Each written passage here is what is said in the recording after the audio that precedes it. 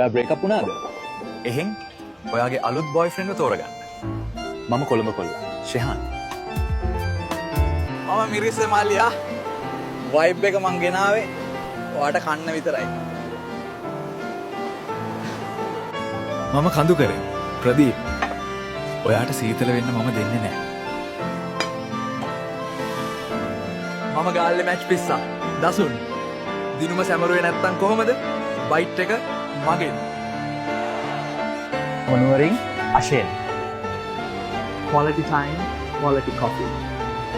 ඔයාට විතරයි.